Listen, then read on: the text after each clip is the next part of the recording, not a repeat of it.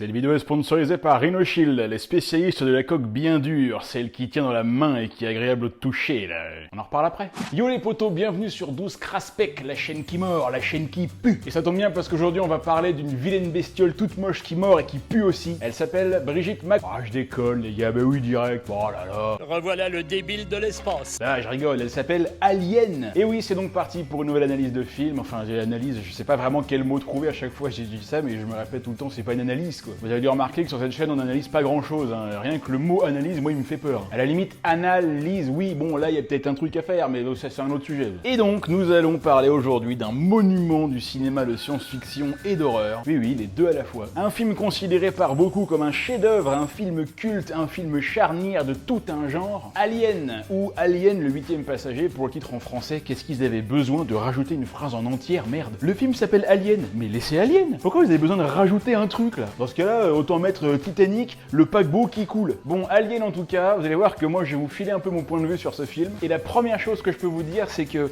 ok, c'est un chef-d'œuvre, ok, c'est un film culte, tout ce que vous voulez. Mais c'est quand même un film culte qui a vachement vieilli. Allez, on voit ça tout de suite. Chewie, punch it.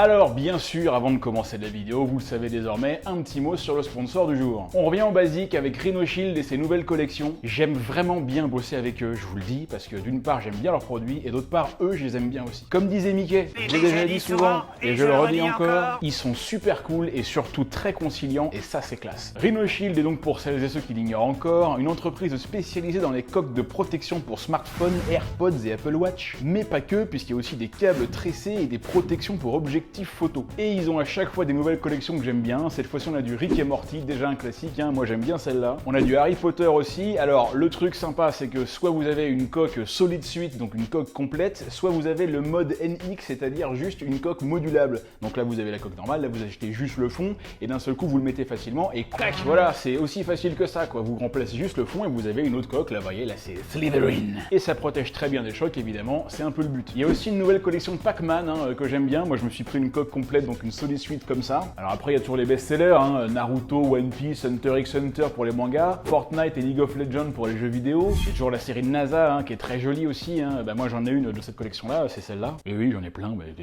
Écoutez, c'est même pas fini, j'en ai d'autres. Il y a le PSG les mecs. Non mais attendez. Bon moi je n'ai pas pris, j'habite à Marseille, donc t'as qu'à voir. De toute façon j'aime pas le foot, moi c'est un sport de branleur. Heureusement qu'il y a la collection NBA, hein, bien sûr, avec une petite coque protection d'AirPods des Lakers, bien sûr. Avec le petit mousqueton qui va bien. Putain, les Lakers cette année ça va donner les mecs. Enfin voilà, qu'est-ce que je peux vous dire de plus? Ça protège très bien vos téléphones, vous le savez, les coques sont hyper résistantes. Moi ça fait longtemps que je les utilise, voilà, j'utilise plus que ça, je suis honnête, je vous raconte pas de conneries, c'est la vérité. Mais je vous dis, je les aime bien en fait. Et si vous voulez vous équiper, bah, vous pouvez avoir moins 10% sur tout le site pendant 48 heures, ça diminue après, avec le code PARSEC. Le lien est dans la description, faites-vous plaisir. Merci Rhino Shield. Alien, le 8e passager, sorti en 1979, est le deuxième film de Ridley Scott, un réalisateur bien mortel quand même. Enfin, bon, hein, non mais Ridley Scott est pas fait que des chefs-d'œuvre. Hein. D'accord, il a fait Gladiator, Blade Runner, Kingdom of Heaven, Black Hawk Down, Thelma et Louise, Christophe Colomb, Seul sur Mars, Merlin l'Embrancheur et encore d'autres. Non, c'est pas lui qui a fait celui-là. Ah, c'est pas lui celui-là? Ah non, moi je croyais. Mais il a aussi fait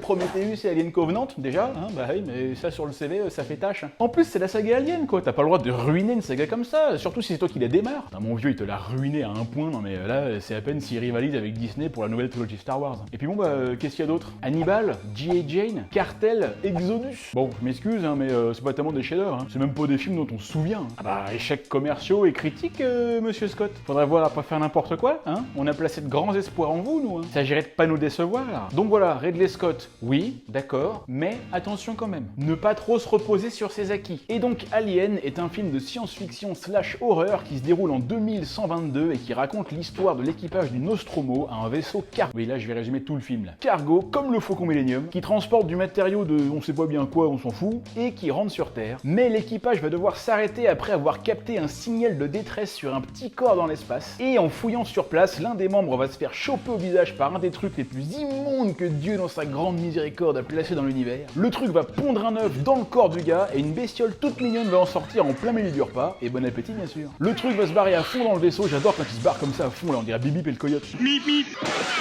Il va grandir jusqu'à devenir plus grand qu'un homme et il va s'amuser à décimer tranquillement tout l'équipage parce qu'après tout il y a un autre à foutre. On retrouve dans le rôle principal Sigourney Weaver, dont c'est le premier vrai rôle. C'est bien évidemment ça qui est très marquant aussi dans ce film. On a pour la première fois une héroïne bien badass dans un des premiers films de SF horreur. Sigourney Weaver a d'ailleurs souvent rappelé qu'elle devait en grande partie sa carrière au personnage de Ripley, qu'elle reprendra d'ailleurs 3 fois dans les 3 suites. Aliens le retour, pareil là ils ont rajouté le retour en français, tu sais pas pourquoi. Ça s'appelle juste Aliens en VO, mais laissez comme ça. Ah non mais ça m'énerve la VF là qui rajoute tout le temps des trucs partout là. Faudra faire un truc contre ça, une action forte quoi, tu vois, je sais pas. Venez on crée un groupe Facebook. Alien 3 et Alien la résurrection. Bon alors, pourquoi Alien c'est culte? Bonne question. Bah parce qu'il y a quand même plein de choses qui fonctionnent très bien, à commencer par l'ambiance. Du début à la fin, on a quand même bien l'impression d'être dans le vaisseau avec eux. Tout a l'air crade, dégueulasse, surtout vieux quoi. On se croirait chez Arnaud d'Astronogeek. Alien est un petit peu le film qui a avec Star Wars lancé le concept du futur usé. On est dans un vaisseau spatial, mais tout a l'air hyper vieux quoi. On se croirait dans une vieille usine polonaise désaffectée quoi. Ils ont vraiment bien géré, on a l'impression qu'on peut se paumer à l'intérieur et qu'il n'y a aucune issue quoi. Et de toute façon, il n'y a aucune issue. Et puis bon bah les acteurs aussi, on va les présenter après, mais ils sont très bons, très crédibles, avec des bonnes gueules un peu cassées. Le casting était bien réussi, la plupart des mecs n'étaient pas connus à l'époque, ils le sont devenus après. Et enfin, je crois qu'on peut pas parler du film Alien sans parler de l'Alien, bien sûr c'est logique. Le xénomorphe de son nom, Jean-Michel de son prénom, c'est certainement l'un des monstres les plus mortellement classe et les plus reconnaissables de toute l'histoire du cinéma. Les mecs ont designé un truc aussi horrible et dégueu que dangereux. Ils ont certainement dû s'inspirer de Jair Bolsonaro. En gros, tu croises un xénomorphe, t'es mort. Cherche même pas à essayer de discuter avec lui ou essayer de le caresser, lui fait des croquettes, tout ça, non, il s'en fout. Tout ce qui l'intéressera, c'est de te déchiqueter de la manière la plus horrible qui soit. Mais sans ça, c'est sympa, non, mais c'est, si vous voulez, le xénomorphe, faut le connaître, quoi, c'est voilà, faut le connaître, mais quand tu le connais, faut le connaître, quoi. Bon, mais ça, c'est pour les bons côtés, parce que s'il y en a des bons, il y en a aussi des très très mauvais. Alors, j'ai un peu réfléchi quand même, j'ai écrit le truc et je vais essayer d'argumenter ça et de vous expliquer ça de manière constructive. Alien, c'est de la grosse merde. Non, mais attendez, laissez-moi finir. Alien, c'est le film de science-fiction et d'horreur le plus lent que j'ai jamais vu. C'est à se demander si Ridley Scott n'aurait pas des origines suisses. Mon Dieu que c'est lent. Autant le film est super réussi sur tous les points qu'on a cités avant, mais alors au niveau de la vitesse, écoute, je sais pas ce qui est le plus lent entre le xénomorphe dans le premier film ou un employé de la CAF ou les impôts qui essaie de trouver la réponse à ton problème. Non mais il y a quand même des moments dans le film où il se passe, pour ainsi dire, rien.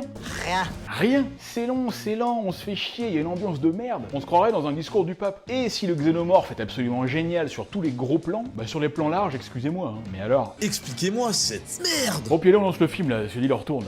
Encore une vidéo qui va durer 40 minutes. Non mais moi je monte tous les soirs de la semaine jusqu'à 2h du matin. Titre. Bon, bien évidemment, ça va spoiler à mort, donc si vous ne l'avez jamais vu ou si vous voulez pas vous faire spoiler, Au revoir. Premier plan dans l'espace, ça fait toujours son petit effet, on se fera dans Star Wars. Si, film dans l'espace égale Star Wars, je vais pas le savoir. Il y a Star Trek aussi quand même. Star Trek. Non? Alors le début, c'est lent, va falloir s'y habituer. Là on voit un vaisseau qui arrive avec sa fiche technique, il s'appelle le Nostromo, il y a 7 membres d'équipage et il rapporte du minerai vers la Terre. Il a une forme un peu chelou, et on dirait qu'il est plus haut que long. Oui, c'est nul. Et nous voici à l'intérieur, et là on est immédiatement plongé dans une atmosphère déjà un peu pesante, pas hyper rassurante, on sait même pas pourquoi d'ailleurs. Le vaisseau a l'air d'être grand, plein de pièces, mais il se passe rien, et tout est calme. Et là il y a un ordinateur qui s'allume avec une interface, les gars, non mais sans déconner. On est au même niveau que nos Minitel dans les années 90, on est peut-être même encore en dessous là. Et c'est donc ça, comme je disais tout à l'heure, qui participe aussi au concept de futur usé, un peu introduit avec Star Wars. Alors bon, Star Wars c'est paradoxal, puisque évidemment on pourrait croire que c'est dans le futur, alors que non, c'est dans le passé. Donc là, c'est pas le futur usé, c'est le passé usé, donc à la limite c'est normal. Enfin c'est normal, non, c'est encore pire en fait, c'est par rapport à nous. Les mecs qui sont dans le passé, mais loin, tu vois, ils étaient déjà beaucoup plus avancés que nous. Et en plus, c'est usé, tu vois. Mais qu'est-ce qu'on fout nous, sérieusement? Et pourquoi on est toujours à la traîne comme ça? Elon, s'il te plaît, lâche pas d'affaire, parce que là, il y a que toi sur le coup. Et là, d'un seul coup, le vaisseau s'allume, la porte s'ouvre, et on découvre une pièce dans laquelle il y a des gens qui dorment, très certainement l'équipage. Merci, Captain Obvious. De rien, les amis. Les capsules s'ouvrent et les mecs, on dirait qu'ils ont des couches, quoi. Attendez, c'est ça le futur? Vous êtes en train de me dire qu'ils ont pas été foutus de trouver un système plus classe que de te foutre des pampers, quoi. En même temps, s'il reste des années là-dedans, c'est vrai qu'il va falloir trouver un truc un peu absorbant, quoi, parce que tu risques de te chier dessus plus d'une fois. Là, il y en a un qui se réveille, putain, la gueule qu'il a, lui. Tiens, vous voyez, ça, c'est la tête que je fais quand je me lève le matin et que j'étais en train de rêver que j'étais entre Nathalie Portman et Mila Kunis dans la scène de Black Swan. T'avais pas dit que t'arrêterais avec ça? Oui, mais j'ai pas dit quand. Enfin, en tout cas, ce sera pas encore aujourd'hui. Allez, ça y est, tout le monde est levé, c'est le petit-déj, on va découvrir un peu l'équipage. Ils sont 7, comme les 7 nains, les 7 samouraïs, les 7 mercenaires ou les 7 de table. Celui qu'on voit là, c'est Brett, joué par Harry Dean Stanton et doublé en VF par Alain Dorval, la voix de Stallone et Nick Nolte. Le Renoir, c'est Parker, joué par Yaphet Kotto, qui est décédé cette année d'ailleurs, bien malheureusement. On a Dallas, le capitaine, Arthur Koblenz de son prénom, joué par Tom Skerritt. Ash, joué par Ian Holm. C'est marrant parce que Ian Holm, dans le 5e élément, il joue avec un personnage qui s'appelle Corben Dallas. Et dans Alien, scène là, 20 ans plus tôt, il jouait avec un personnage qui s'appelait Koblenz Dallas. Non mais est-ce que c'est pas de la pure anecdote de ouf ça? La nana qui a froid, c'est Lambert, joué par Veronica Cartwright. Sigourney Weaver, donc Ellen Ripley, est juste là. Et lui, c'est Kane, joué par John Hurt. Bon, puis n'oublions surtout pas le chat, hein, parce que mine de rien, vous allez voir qu'il va avoir son importance, le matou. Bah, c'est grâce à lui que toutes les tasses qui vont être sur les meubles, elles vont se casser, hein, il va tout faire tomber, hein, comme un abruti de chat, là. Putain, le chat de merde, mais je déteste là. Tiens, viens là, il faut atomiser cette race. Bon, ils discutent des primes, il y a tout le monde là, et il y a une sonnerie qui sonne, et Ash dit à Dallas: Dallas, maman veut te parler. Maman veut te parler, c'est comme ça qu'il s'appelle le vaisseau. Il va dans une pièce qui est l'ancêtre de la salle de l'architecte dans Matrix 2. Non là c'est abusé quand même, attendez, l'écran d'ordinateur on dirait la télé de ma grand-mère. Et même les touches du clavier les mecs, franchement, mais je sais qu'on était en 79, mais bon, fallait quand même être un peu visionnaire bordel. Il est où Steve Jobs là? I think there is a profound... Mais ta gueule. Et donc Dallas y réunit tout le monde pour les informer que maman les a réveillés parce qu'elle a capté un signal. Un SOS? J'en sais rien. Humain? Inconnu. Alors évidemment, t'en as toujours un ou deux qui font chier à dire qu'ils veulent pas y aller. C'est toujours les mêmes. Tu vois, non mais c'est marrant, c'est comme par hasard, tu vois, je veux dire. Non mais attendez, franchement, c'est une réalité, nous mentons pas. Comment ça? C'est toujours ceux qui ont un bandeau bleu qui contestent, voilà. Dans les Tortues Ninja, c'est pareil, c'est toujours Raphaël qui conteste. Sauf que lui, c'est Leonardo, hein. Raphaël, c'est le rouge, hein. Donc tu racontes de la merde encore une fois, tu déformes tout. Hein. Bah, je suis raciste, quoi. Il y a une clause dans le contrat qui établit de façon claire que toute transmission systématique... Bon d'accord, merci, on a compris. Donc en gros, ils ont pas le choix, là, bah il faut y aller. Sauf qu'ils n'y vont pas, ils continuent leur route, ils rentrent sur Terre, et fin, merci, au revoir. Non, ils y vont. Très beau plan, hein, voilà, on pourrait croire à Saturne et ses satellites, Titan et Encelade, sauf que les surfaces ressemblent pas du tout à ça. Ils vont se poser en utilisant toujours leurs interfaces du Moyen-Âge, là. Je suis sûr, c'est l'informaticien de Louis XIV qui désignait ça, tu vois, c'est le truc, c'est Windows 1. À un moment donné, t'as même Parker qui dit les gars, j'ai ramené un nouveau jeu vidéo, ça s'appelle Pong. Et en même temps, vous rigolez, mais on a bien réussir à faire atterrir des mecs sur la Lune avec un ordinateur moins puissant qu'un smartphone. L'Apollo Guidance Computer, il s'appelait. Le truc était à peine plus puissant qu'un Tamagotchi. Quand je pense qu'il y a des gens qui ne savent pas ce qu'est un Tamagotchi, c'est une honte. Alors par contre, je sais pas quelle version du film je me suis chopé, mais alors la VF, sérieux, non mais les gars, mais ils se sont pas foulés quoi. Bah là, ça secoue à mort, évidemment, quand tu rentres dans l'atmosphère. Non mais sérieux, y a pas un bruitage quoi, alors que non, je sais pas, normalement ça devrait secouer à fond quoi. Bah, les mecs, faites un effort, je sais pas moi, franchement, ça se voit qu'on était vendredi soir. Hein. Bah par exemple, dans la scène du premier repas là tout à l'heure, là, y a Parker à un moment donné qui attrape un truc, il y a même pas le bruitage, s'il te plaît. Voilà, non mais il y a pas de bruitage, c'est pas moi qui ai coupé le son, hein, il y a pas de bruitage. Ils ont rien mis dans la VF, ils étaient déjà barrés les mecs. Bah oui, parce qu'en VO il y a le bruitage, hein, j'ai vérifié. Ah oui, mais je vérifie moi ces trucs là. Bref, ils atterrissent, Dallas allume les guirlandes pour faire croire que c'est le Père Noël. La scène de l'atterrissage est super longue. Ridley Scott, tu vois que là au niveau du rythme, ça va pas être un furieux. Ah bah si c'était Michael Bay qui avait réalisé le film, le vaisseau il aurait déjà atterri, il aurait explosé en 1000 morceaux. L'équipage serait sorti en mode Starship Troopers avec des guns à la Destiny, il aurait dézingué tout ce qui bouge et aussi ce qui bouge pas. C'est comme ça qu'on fait un film de SF bordel. Mais là non, c'est long, c'est lent, c'est chiant. C'est ce que disait ta meuf, ça, non? Non, c'est ce que disait ta mère. Et là, Dallas dit... Coupez les moteurs. Mais évidemment, mais n'importe quoi, mais coupez les moteurs, lui. Mais vous n'avez même pas encore atterri. Mais où est-ce qu'il a eu ses licences de pilotage, du sérieux, dans un paquet de Fruit Loops? C'était bon, les Fruit Loops. Eh bien, qu'est-ce qui s'est passé? Répondez! Mais il s'est passé que normalement on attend d'avoir atterri pour couper les moteurs, capitaine. Abruti, ouais. Du coup, Parker et Brett en salle des machines, ils disent qu'il y a des trucs de péter et qu'il va falloir 25 heures pour tout réparer. Bien joué, monsieur le capitaine. Exquis ce nouveau parfum que vous nous offrez. Ça n'a absolument rien à voir, mais je trouvais que c'était assez dans le ton. Bon, du coup, ils se demandent s'ils peuvent y aller à pied. Dallas dit à Ash de faire une analyse atmosphérique. L'autre sur son écran, il y a la matrice, mais c'est la matrice des années 20, quoi. Tu sais, il y a même pas tout l'écran. Qu'est-ce que ça peut foutre de quoi l'atmosphère est composée puisque vous allez mettre un scaphandre? Ça pourrait bien être 100% de dioxyde de carbone, d'hélium ou d'azote. Qu'est-ce que ça peut faire? Tu vas pas le respirer, tu vas respirer dans ta combi. Allez, il y en a 3 qui sortent, toujours un rythme assez incroyable, hein. L'ascenseur descend à fond là, et on est au moins à 1/4 de km/h. Ils arrivent au sol 2 mois plus tard. Et là, ils arrivent enfin sur les lieux et on découvre un truc chelou qui a l'air d'être un vaisseau spatial en forme de lunettes de chiottes géantes. Peut-être que les habitants de cette planète sont des géants et ils ont balancé leurs lunettes de chiottes là, quoi. Bah nous c'est ce qu'on fait à Marseille. Non mais c'est carrément ça, là il y a une poignée, là il y a un truc pour clipser la cuvette, cherchez pas, c'est ça. Hein. En fait là les autres ils ont atterri dans un dépotoir de géants. Bon en attendant l'ambiance est toujours très mystérieuse, hein. On peut pas dire qu'on soit hyper rassuré, surtout avec le thème musical et les 2 petites notes de Jerry Goldsmith là. N'empêche, c'est là que tu reconnais les grands compositeurs. Les mecs ont juste besoin de 2 notes pour te foutre les jetons. Ah bah rappelez-vous de John Williams dans de la mer. Mais quand même, moi je dirais que les 2 notes les plus ouf, c'est Hans Zimmer et James Newton Howard qui nous ont sortis pour la BO de The Dark Knight.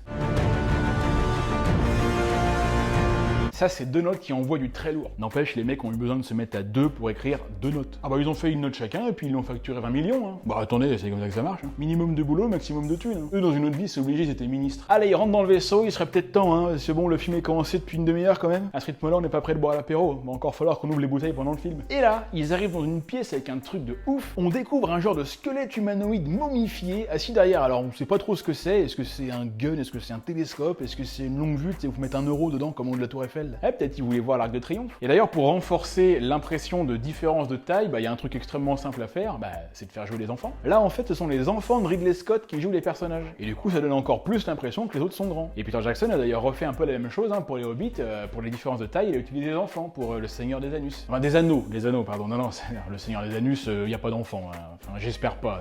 Non, mais ils ont pas le droit, c'est la loi. La loi est mauvaise. Non, j'assure là, elle est pas mauvaise. Donc là, ils regardent de plus près, ils sont pas en stress du tout. Hein. Je sais pas vous, mais moi, perso, je poserai pas ma tante ici. Il y a que Lambert qui dit le seul truc un peu sensé. Sortons d'ici. Sauf que là, il y a Ken qui est tout excité parce qu'il a vu une trappe par laquelle ils peuvent passer, et voilà à quoi elle ressemble. Alors, question. Qu'est-ce qu'il y connaît aux femmes Raconteur? Non, pas celle-là. Non. Est-ce que ça vous donne envie d'y aller ou pas? Je veux dire, moi, je veux bien être courageux et curieux et tout ce que tu veux, hein, mais personnellement, j'ai pas prévu de mourir tout de suite. En tout cas, pas avant de savoir si les prochains films Star Wars rattraperont le fiasco de la nouvelle trilogie. Oui, je sais, j'en parle beaucoup, oui, mais qu'est-ce que vous voulez? Je suis un homme meurtri. Pendant ce temps-là, dans le vaisseau, Ripley dit à Ash que maman a déchiffré une partie du message et qu'en fait, c'était un avertissement et qu'elle ferait mieux d'aller prévenir les autres. Mais Ash, il lui dit que c'est pas la peine, ils vont revenir et qu'il n'y a pas à s'inquiéter. Alors lui, on sait pas pourquoi, mais depuis le début, il a l'air un peu chelou. Là. On lui fait à moitié confiance, quoi, je sais pas pourquoi. Mais déjà, il s'appelle Ash.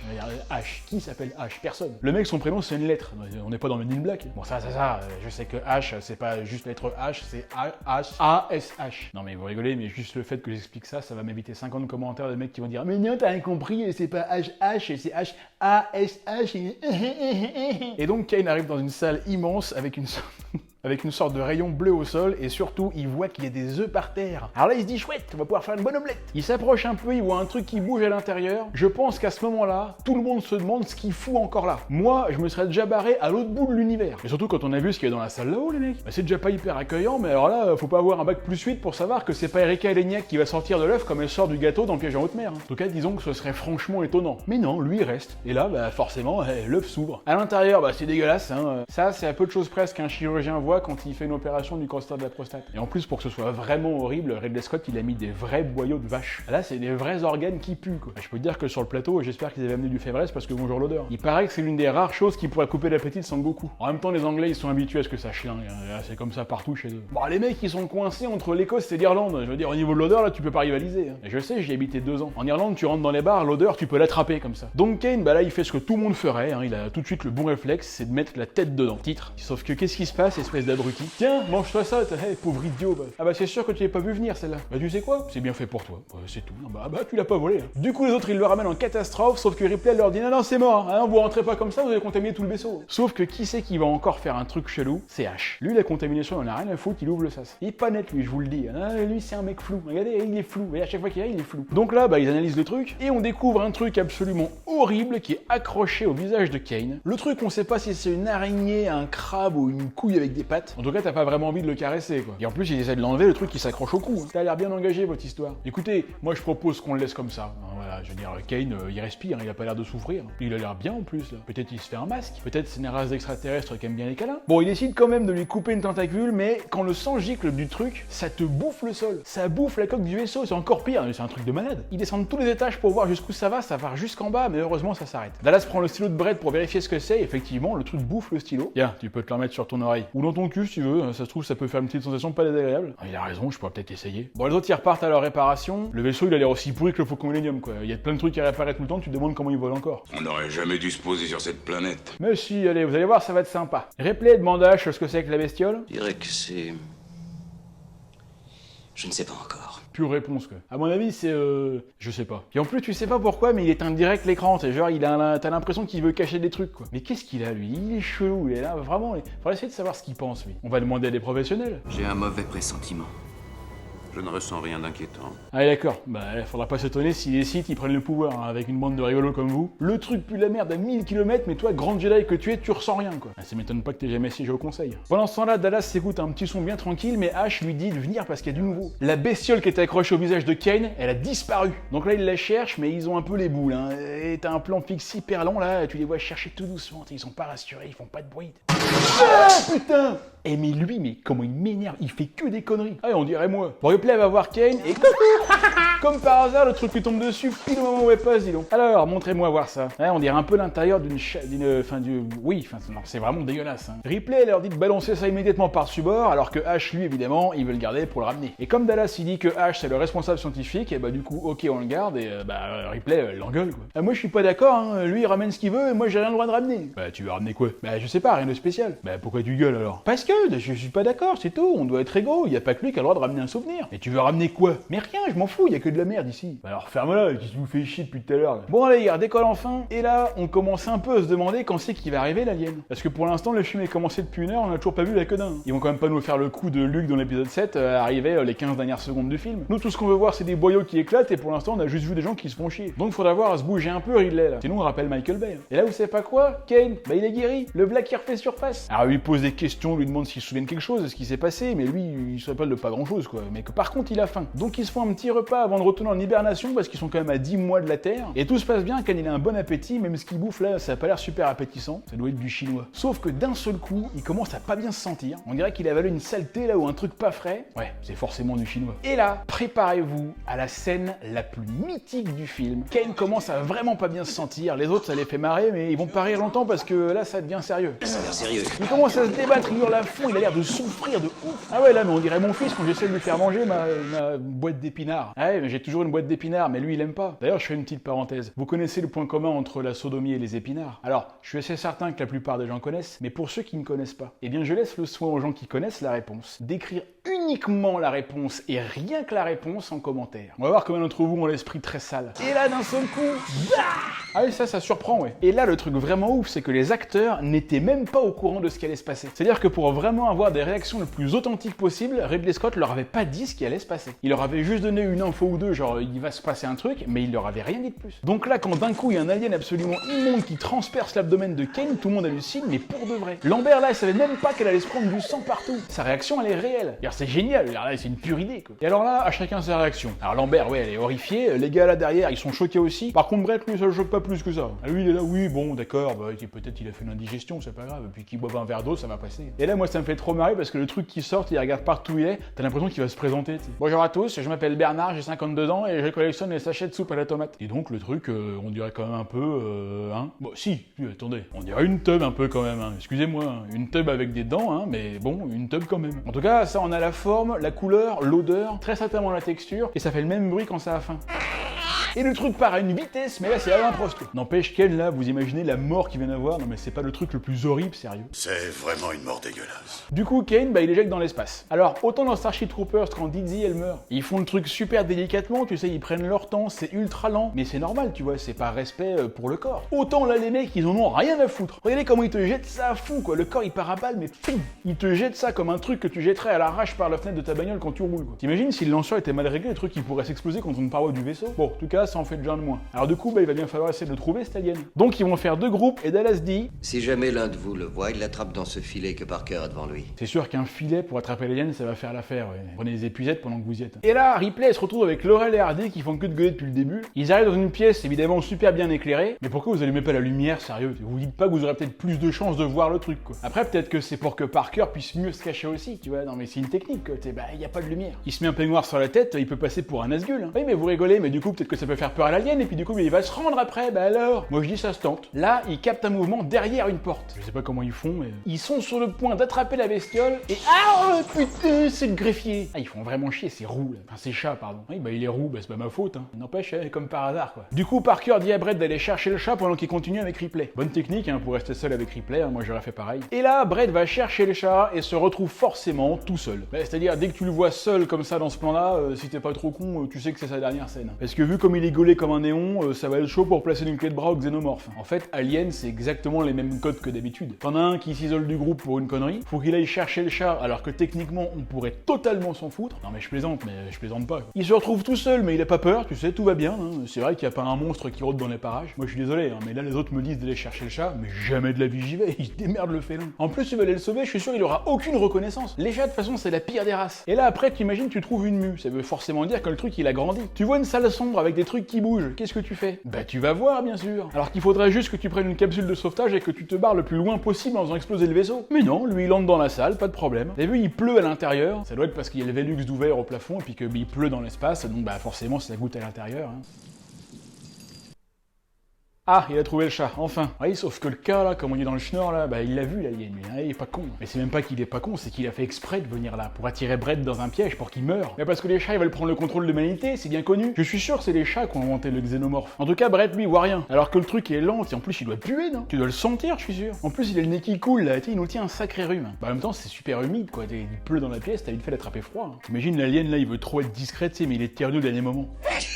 Donc Brett se retourne et là on découvre la gueule de l'alien pour la première fois avec une sorte de bouche dans la bouche. Le bout de sa langue est une bouche, si c'est pas le truc le plus horriblement chelou que t'as jamais vu. Et du coup Brett, bah voilà, deuxième victime. Sa mort est aussi horrible que rapide. Ah bah c'est pas compliqué, on voit rien. Ne cherchez pas, hein. Même image par image, j'ai regardé, on voit rien. Et le chat, bah il le regarde tranquillement, sans une once d'empathie. Ah non mais il a lâché son coup, voilà. Ah, je déteste les chats, hein. C'est vraiment des branleurs. C'était un communiqué du CCC, le comité contre les chats. Et où est-ce qu'il est parti l'alien? Et bah encore une fois, ça loupe pas, il s'est enfui par des circuits de ventilation. Cette phrase-là, tu peux la replacer dans tellement de films. Donc, réunion au sommet, là, ça commence à bien faire. Et là, Dallas, en bon capitaine, il va prendre ses responsabilités et il va aller choper l'alien dans les conduits d'aération. Assurément la meilleure des techniques si tu veux te piéger tout seul et mourir dans notre souffrance. En plus, t'as de la place pour marcher, c'est bien. Si l'alien débarque pour te trucider, ça va être bien pratique pour te défendre. Non mais vraiment, on se demande ce qu'il y a dans le crâne. Et ça s'appelle capitaine. Tu parles, ouais. Pendant ce temps-là, les autres, ils savent exactement où il est dans le vaisseau en se basant sur un point dans une grille. Ils sont balèzes aussi, je sais pas comment ils font. On dirait le radar de Bulma pour trouver les boules de cristal. Sauf que Bulma est encore plus balèze parce que eux, la grille, ça représente le vaisseau, alors que sa grille, elle, ça représente la Terre entière. L'autre, il galère sa race pour faire 3 mètres et il pense qu'il va pouvoir choper l'alien. Mais qu'il est con, qu'il est con. C'est vrai qu'il est con.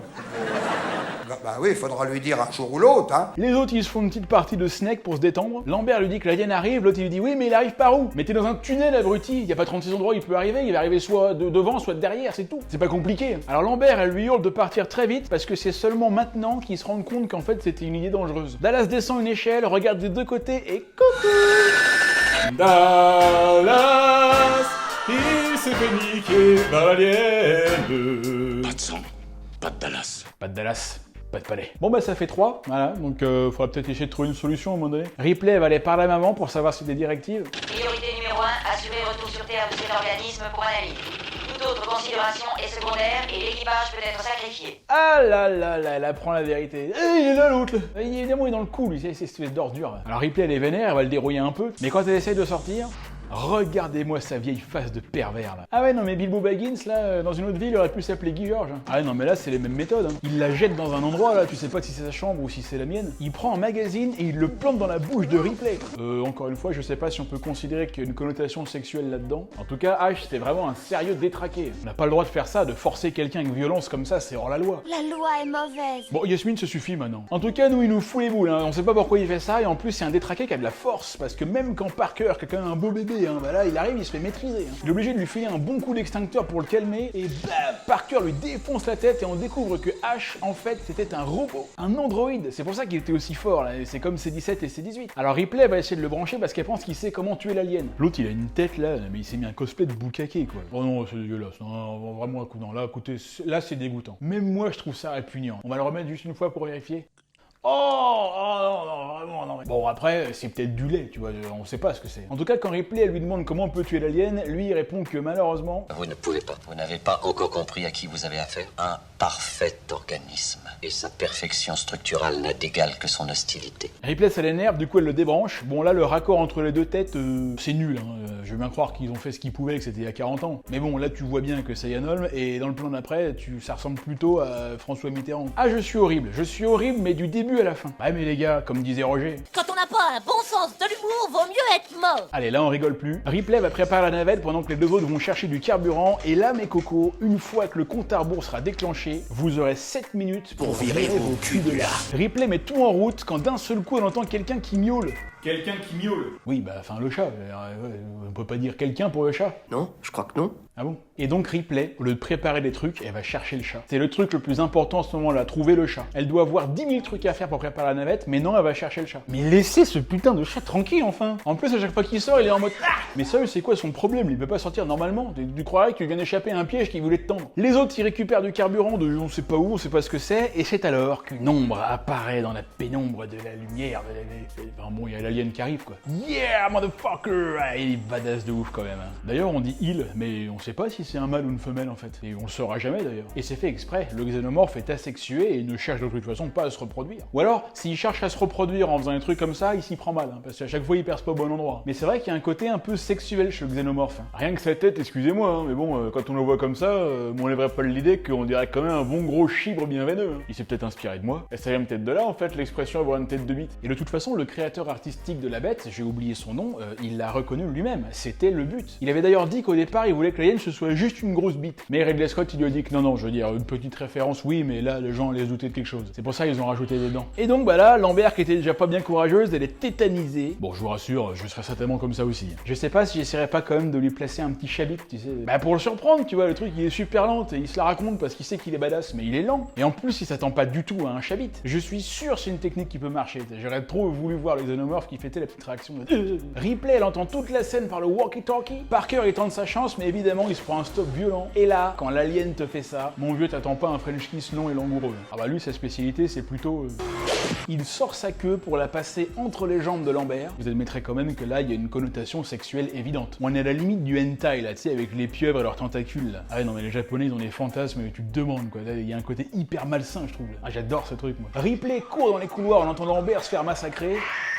Et ça marche bien. Ouais, non, ça c'est bien. Et d'ailleurs, le slogan de l'affiche, c'est dans l'espace, personne ne vous entendra crier. Ripley, elle l'entend crier. Alors, elle est dans le vaisseau, d'accord, il y a de l'air pour propager l'onde sonore. Mais il n'empêche qu'elle est dans l'espace et qu'elle entend l'autre crier. Donc, le slogan, c'est du bullshit. Ouais, bah, j'aime pas trop qu'on se foute de ma gueule. Il ne reste donc plus qu'elle dans le vaisseau avec l'alien. Allez, elle déclenche le système d'autodestruction. Et là, elle a 10 minutes pour partir. Tous ces plans là dans le couloir sont extra. Ce plan-là, il est génial. C'est pour moi le meilleur plan du film. Alors là, il y a une de mes scènes préférées, l'alien y voit le chat, tiens, pars-toi toi.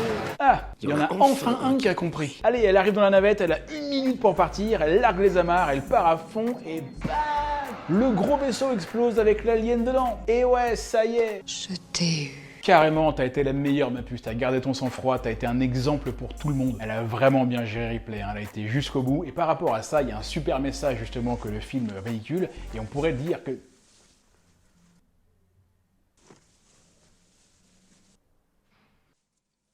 Eh merde, elle s'arrête là. Pourquoi les hommes sont obsédés par la nudité? Mais là, c'est pas qu'on est obsédé par la nudité, c'est juste le fait que Ripley qui se déshabille à ce moment-là, c'est pas anodin en fait, ça contraste avec tout le reste. Hélène Ripley, c'est un pur personnage. À la fois badass et avec du charisme, elle pleure pas, elle hésite pas, elle prend des décisions, elle dit aux autres de se la fermer, et en même temps, elle a un côté très féminin et même sexy que t'aurais pas tellement soupçonné dans un film comme Alien, quoi. Et au final, ce passage n'est pas vulgaire pour un sou, parce qu'une nana en petite culotte dans un film, en général, c'est rarement justifié. En même temps, c'est pas grave, on n'a pas besoin de le justifier. Mais là, si, ça se justifie sans problème. Elle va se mettre dans la capsule d'hibernation, elle en a pour 10 mois, elle se met à l'aise, ça se comprend, quoi. Et ça, c'est grâce à l'écriture, la réalisation, la mise en scène et l'interprétation du personnage. Donc elle se prépare pour aller se coucher, elle éteint la lumière et ouais, mais bien évidemment que l'alien est encore là. Elle va vite se cacher, elle voit que l'alien essaie de se cacher lui aussi. Non mais on t'a vu Michel, hein, tu peux sortir. Mais qu'est-ce qu'il fout là, essayer de se recroqueviller sous les câbles? Mais sors-toi toi, va attaquer là, qu'est-ce que tu fous? Bah tiens, Ripley elle a une idée elle aussi. Elle enfile une combi, elle met le casque, elle arme un harpon, elle sort et s'attache à un truc. Pendant que l'alien il reste là. Alors là je vous avoue que j'ai pas compris pourquoi l'alien il restait tout seul dans son coin, il allait pas l'attaquer alors qu'elle est à 2 mètres de lui. Elle l'asperge d'un truc pour qu'il sorte, il vient enfin vers elle et là bam, elle ouvre le sas et il se fait aspirer dans l'espace. Il se retient à la porte et bam, un petit coup de harpon qui reste coincé dans la porte. L'autre il se retrouve à faire du ski nautique dans l'espace. Il voit une grosse entrée, il se dit qu'il peut repasser par là. Sauf qu'il faut quand même pas oublier que ça reste une bête. Donc il est quand même très con. Bah parce qu'il va juste se mettre dans les propulseurs quoi. Ripley, elle en profite pour les allumer et ciao. Cette fois, ça y est, Ripley s'en est bel et bien débarrassé et il était temps. Elle envoie un message sur Terre pour dire à la compagnie qu'ils peuvent poster 6 nouvelles annonces sur LinkedIn. Elle va se coucher avec le chat et fin. Alors, au final, bah, qu'est-ce qu'on peut dire? Alien, ça restera un monstre de dingue, un film cultissime. Le xénomorphe est encore très présent dans la pop culture, on en a fait des références partout, dans les films, les BD, les jeux vidéo. Et peut-être bien que la meilleure apparition d'Alien dans un jeu vidéo est dans le jeu Conker's Bad Fur Day, sorti sur Nintendo 64. Ce jeu est complètement dingue, c'est l'un des jeux avec les concepts les plus ouf, et le boss du jeu est un xénomorphe. Et pourquoi ils ont choisi un alien? Eh bien, si on demandait aux plus grands spécialistes de toute la série des jeux Conker et des jeux vidéo en général du YouTube game français, mesdames et messieurs, je vous présente mon ami Conkerax. Oh, qu'est-ce qu'il raconte? Salut Moyane, j'espère que ça va. Bon, écoute, déjà, évidemment, spoiler alert. Le jeu Conker's Bad Fur Day rend un véritable hommage au film de Ridley Scott, non des moindres, puisque c'est carrément Alien, le boss final. Et pour tout te dire, on ne le sait pas, jusqu'à la fin. On pense au départ qu'on va affronter le fameux roi panthère. Mais en fait, lors d'une scène, cette panthère commence à avoir des douleurs à l'estomac. Et là, vous me voyez venir. Il commence à tousser, et la surprise, un beau bébé est expulsé de sa poitrine, bien dégueulasse. Et il s'agit en fait, vous le comprenez, d'une création du professeur fou. Et il va même renommer l'alien Henrik. À ne pas me demander pourquoi. Bon, en gros, Conker va se chier dessus, va se munir d'une combinaison spatiale, et c'est parti pour l'affrontement. Bon, au départ, vous devez le baffer, le faire tomber, et là, vous accrochez à sa queue, et le faire tourner tout en visant le trou qu'il y a dans le vaisseau spatial afin qu'il soit aspiré dans l'espace. Conker est transporté dans la salle du trône du roi panthère et choisit l'arme qu'il veut, récupère le katana en décapitant ce pauvre Henrik. Conker's Bad Fur Day, surtout à l'époque, n'étant pas un jeu tout public, ça gicle un peu du sang vert, etc. Bref, vous venez de vaincre le boss final du jeu, complètement dédié au film Alien. Enfin, voilà. Merci mon Axel, mon Conkerax, ça faisait longtemps que je voulais que tu viennes faire un coucou sur ma chaîne. Si vous kiffez les jeux vidéo et que vous connaissez pas la chaîne Conkerax, il y a un problème. Et même si le jeu vidéo c'est pas ce qui vous intéresse le plus, allez voir sa chaîne parce qu'il y a des vidéos ultra renseignées et vraiment balèzes. Et c'est d'ailleurs pour ça qu'un de ces quatre, on fera une vraie collab ensemble. T'es d'accord ma poule? Quand tu veux, tu le sais, n'hésite pas à m'appeler, je suis dispo. A plus. Allez, l'épisode est fini et en parlant de remerciements, je voudrais rapidement remercier mon ami Lionel Truand, écrivain et auteur de ce très beau roman Fayena qui m'a envoyé, que je lis un petit peu en ce moment quand j'ai le temps. J'aime bien l'histoire, j'aime bien le style, c'est de la SF pure et dure comme on aime, ça se lit facilement, jetez un petit coup d'œil à ça. Je remercie également Harrison et Marion, les créateurs d'un jeu de cartes cinéma faux culte qu'ils ont eu la gentillesse de m'envoyer. C'est un jeu où il faut reconnaître des films cultes à travers des critiques de spectateurs qu'ils ont postés sur internet, et le truc trippant, c'est que ce sont exclusivement des critiques une étoile. Donc évidemment, il y a des trucs bien marrants. Allez, je vous en fais rapidement quelques-uns. Écoutez bien ça, quel est le film? Le fait que la vieille désire léguer toute sa fortune à ses feignants de chats est complètement stupide. Moi je comprends tout à fait le majordome, foutez-moi ça en l'air. Ah bah les aristochats les gars, bah oui, mais on est en plein dedans. Une autre, très rapide, j'ai déjà fait sur ma chaîne. Une histoire d'amitié inoubliable entre un garçonnet malheureux et un vague étron. Bah E.T. évidemment, bah j'en ai parlé. Il y a pas que la menace qui soit fantôme, le scénario aussi. Bon non, ça c'est de la merde, ça je suis pas d'accord. Et enfin, on termine en beauté. Je suis vraiment censé avoir peur d'un truc qu'on ne voit à peine, qui ressemble à rien, et qui lâche un filet de bave de temps en temps. Bah c'est Alien bien sûr. Ils sont sur KissKissBankBank, ils ont déjà explosé leur score, je vous ai mis le lien en description si vous voulez le choper. Enfin voilà, merci pour eux, merci pour moi, merci pour tout. Comme d'hab, le like, l'abonnement, le commentaire, le partage, enfin toutes les choses d'usage. Merci beaucoup aux tipeurs, je ne vous oublie pas, merci pour votre fidélité, merci pour tous vos commentaires. Je vous dis à bientôt pour un prochain épisode. C'était Yann Solo sur 12 par sec. Ciao.